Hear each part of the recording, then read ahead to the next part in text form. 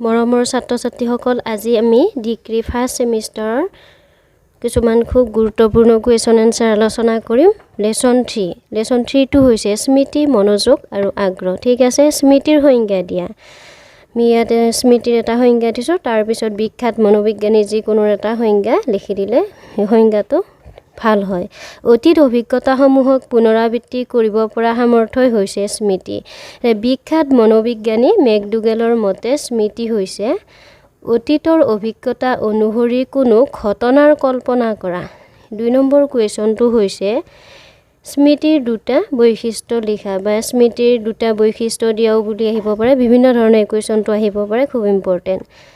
নম্বৰটো হৈছে স্মৃতি হৈছে এক জটিল মানসিক কাৰ্য। 2 নম্বৰটো হৈছে স্মৃতি ক্ৰিয়াত অচেতন মনৰ গুৰুত্বপূৰ্ণ প্ৰভাৱ পৰে।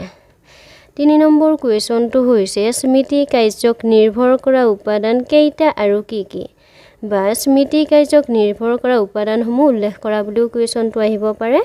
গতিকে স্মৃতি কাৰ্যক নিৰ্ভৰ কৰা উপাদান প্ৰধানকৈ 4টা।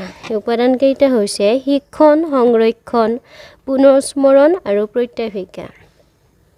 4 নম্বৰ কুৱেশ্যনটো হৈছে স্মৃতিৰ ভাগ কেইটা আৰু কি কি। স্মৃতিৰ ভাগ প্ৰধানকৈ 2টা, পুনঃস্মৰণ আৰু প্ৰত্যাভিজ্ঞা। দিয়া আমি 5 নম্বৰ কুৱেশ্যনটো লৈছোঁ পুনঃস্মৰণ কি। অতীতত লাভ কৰা কোনো শিক্ষণ অভিজ্ঞতাৰ পুনৰুদ্ধাৰ কৰা কাৰ্যই হৈছে পুনঃস্মৰণ। 6 নম্বৰ কুৱেশ্যনটো হৈছে প্ৰত্যাভিজ্ঞা কি। অতীত অভিজ্ঞতাৰ সহায়ত উদ্দীপকৰ বৰ্তমান বিষয়বস্তুৰ চিনাক্তকৰণ কাৰ্যই হৈছে প্ৰত্যাভিজ্ঞা। 7 নম্বৰ কুৱেশ্যনটো হৈছে স্মৃতি কেই প্ৰকাৰৰ আৰু কি কি। স্মৃতি প্ৰধানকৈ 2 প্ৰকাৰৰ, হ্ৰস্বম্যাদী আৰু দীৰ্ঘম্যাদী। আকৌ অভ্যাস স্মৃতিক 2টা ভাগত ভাগ কৰিব পাৰি। অভ্যাস স্মৃতিৰ ভাগ 2টা লিখা বুলিও আহিব পাৰে, বা অভ্যাস স্মৃতিৰ ভাগসমূহ কি কি। গতিকে অভ্যাস স্মৃতিৰ ভাগ 2টা হৈছে তৎকালীন স্মৃতি আৰু দীৰ্ঘকালীন স্মৃতি। 9 নম্বৰ প্ৰশ্নটো হৈছে প্ৰতিৰূপ স্মৃতি কাক বোলে। প্ৰতিৰূপ স্মৃতি বুলি কওঁতে আমি পূৰ্বৰ অভিজ্ঞতাসমূহ প্ৰতিৰূপৰ সহায়ত চেতন মনলৈ পুনৰুদ্ধাৰ কৰি অনা কাৰ্যই প্ৰতিৰূপ স্মৃতি বোলা হয়। 10 নম্বৰ কুৱেশ্যনটো হৈছে প্ৰখৰ বা ভাল স্মৃতিৰ লক্ষণবোৰ কি কি।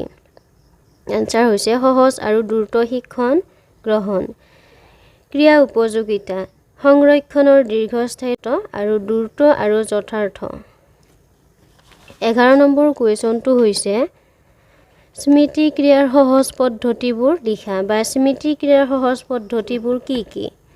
গতিকে স্মৃতি প্ৰক্ৰিয়াৰ সহজ পদ্ধতিবোৰ হৈছে আগ্ৰহ আৰু অভিপ্ৰায়, সক্ৰিয় প্ৰচেষ্টা, প্ৰতিৰূপৰ ব্যৱহাৰ, তাৰপিছত খণ্ড আৰু অখণ্ড পদ্ধতি, ছন্দৰ প্ৰয়োগ, পুনৰাবৃত্তি আৰু অনুশীলন।